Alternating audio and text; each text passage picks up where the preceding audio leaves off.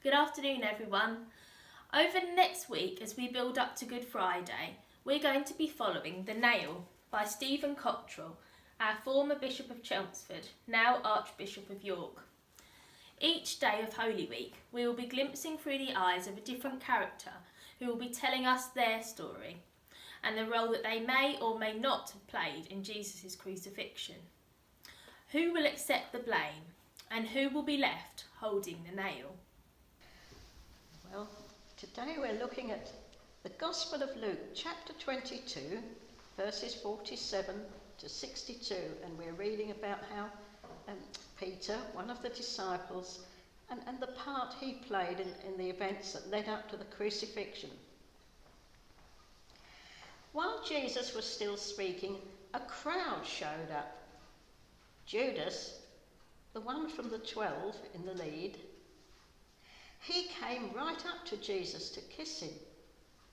Jesus said, "Judas, you would betray the Son of Man with a kiss." When those with him saw what was happening, they said, "Master, shall we fight?" One of them took a swing at the chief priest's servant and cut off his right ear. Jesus said, "Let them be, even in this." Then, touching the servant's ear, he healed him.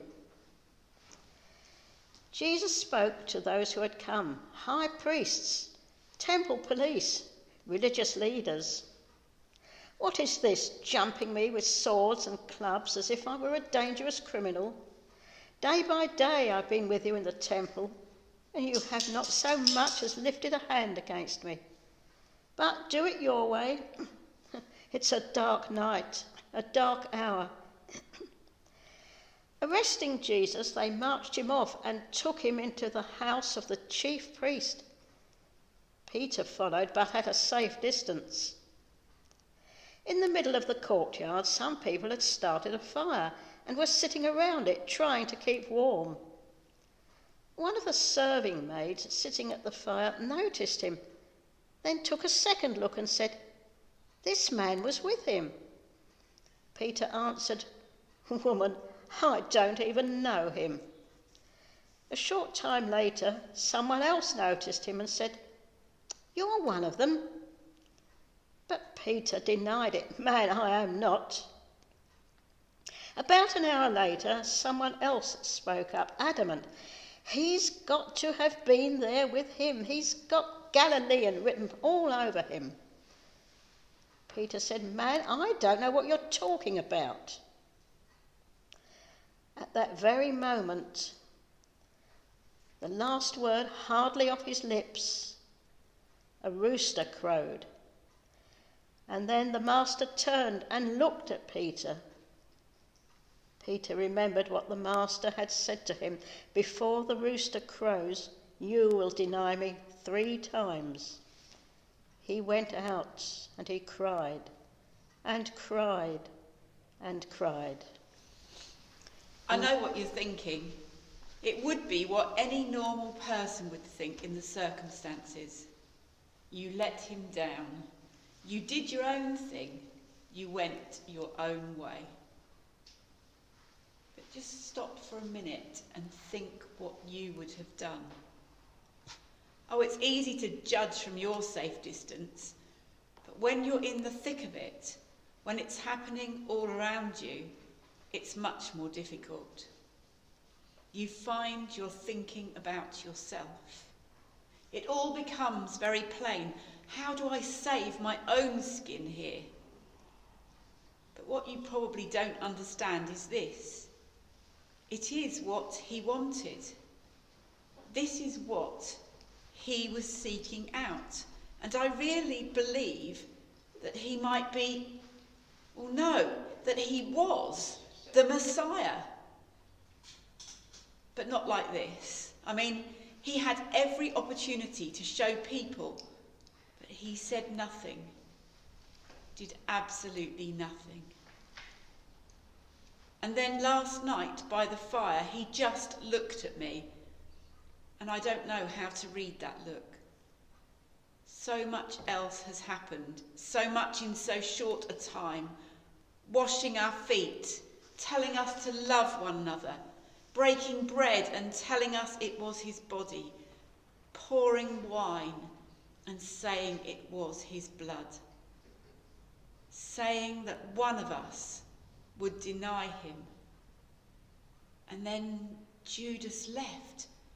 Surely he must have known why. But again, he said nothing.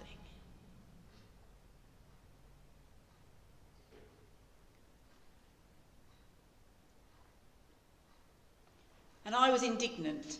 Yes, they might all sink away. Yes, they might even turn on him, but not me. I would stand fast. But I was wrong. I was wrong about Jesus and wrong about myself. After the meal, he took us to this garden and asked us to stay awake. But it was too much. He always seemed to be asking me for things I couldn't give. So we just slept. And when they came to get him, came to arrest him, and it must have been Judas who led them there, none of us was ready. Suddenly everything was unravelling, and I either wanted Jesus to tell them who he was, to do something, to say something, or else I wanted to fight back. But to do nothing, to just be handed over like that, it doesn't make any sense. And so I thought, I don't mind telling you, I tried to stop them. And is that wrong? Are you going to condemn me for that? Don't you fight? But in that moment, I also knew that for him, being Messiah was never what I believed it would be. Not what any of us believed. And that was a dark moment. Because I'd tried to say this to him before, but he'd called me Satan. And then I'm seized by these huge cavernous doubts, like someone has reached into my chest and put a cold hand around my heart. Is it all in vain? Is he just the madman, the blasphemer, the simpleton that others say he is? Am I not to drink the cup the Father gives me? That's what he said when they took him away. But what does it mean? What cup? What Father? I still don't know. He talks in riddles, and his riddles hurt. His words have always been an uncomfortable truth, like an irritant under the skin. You scratch and you scratch, but they just won't go away. And I did follow. Everyone else panicked. For the few moments after he was taken, there was mayhem. No one knew what to do. No one had anything to say. And yet we all screamed at each other like it was someone's fault. So I followed, at a distance, carefully, but it was too late. I could see it was over.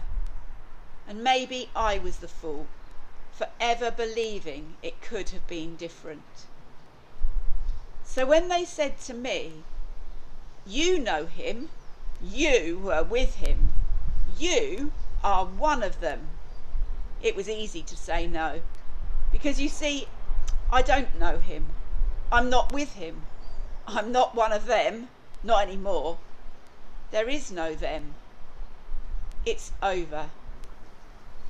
So answer me this, and this is the question that possesses me. Why, when he turned and looked at me, did it hurt so much? Why am I so frightened? What did he see in me? What else is there to be dragged into the light? You see, he saw deep inside me. He saw my stupidity. He saw my fear. And he loved me. That's what it was. Love. And I just don't get this love. Because I don't know who he is. So if you're looking for someone to blame for the death of this Jesus, don't look here. Yes, I got it wrong. We all did. He did. Get over it.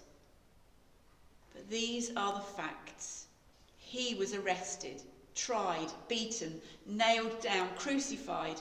We failed to stop it happening. We save our own skins, just like you would save yours.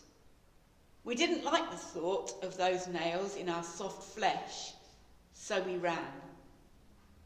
I don't like the thought of them in his, but that's what happened. We didn't see it happen, but it happened. It's done. He was handed over to the authorities, and a Roman soldier nailed him to the tree. That was it. The end of it.